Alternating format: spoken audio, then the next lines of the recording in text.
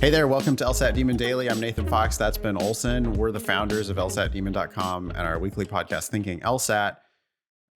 We've got a note here from Abigail via the Ask button. Okay. So Demon Tutor Abigail says that she's encountered several Ask button questions that all stem from a misunderstanding of the word qualify. As seen in answer choice C of this particular question, this is Test J, Passage 4, Question 27. Since this is a fairly common word on the LSAT, maybe a quick lesson on what qualify means in this context.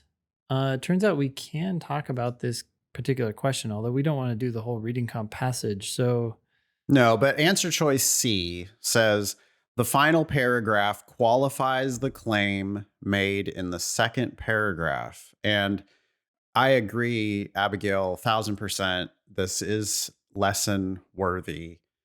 It's a usage of the word qualify that many new students are not going to be familiar with. And here it means limits. Qualifies here means limits or restricts or narrows or something along those lines. So if the final I haven't even read the passage, but if the final paragraph is qualifying the claim made in the second paragraph, then there was some claim made in the second paragraph that in the final paragraph, they maybe limit it a little bit. They explain that it only applies in a certain realm or something like that. Or they say, yeah, that's true under these certain circumstances. yeah. And that's what this usage of qualifies means. Yeah, when you qualify your remarks, you're clarifying, you're limiting, right, what you said so that there's not confusion.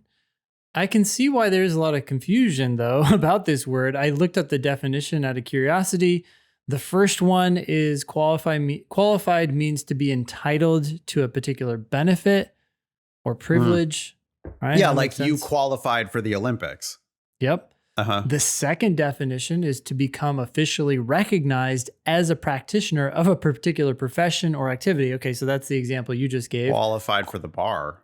Yeah. Yeah, or qualify for the Olympics, right? Or qualify for something. Yep. And then the third one is make a statement or assertion less absolute. In other words, add reservations to. And then the example they give is she felt obligated to qualify her first short answer. So it's the third definition. It is 100% a definition. It's a definition that we're very familiar with, but I just don't want people to walk away with the idea that, oh, it's special on the LSAT. No, This is how this word is used in real life. It's just that you haven't probably used it that much in this way.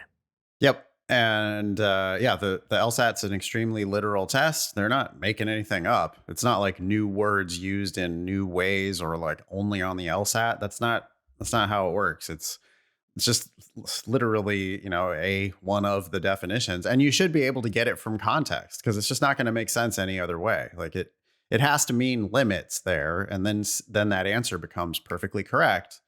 And if it meant anything else, if it meant, entitled to, or if it meant like professionally qualified for, then no, that's like not gonna, then the answer doesn't make sense. And one of the answers has to make perfect sense. So if you interpret it that way, you go, oh, yeah, the final paragraph does limit the claim made in the second paragraph. So I can vouch for that use of qualify. Cool. Great. Hopefully that's useful. Yeah. Email daily@lsatdemon.com if you'd like to ask us a question or share some LSAT or law school admissions news. Thanks for listening.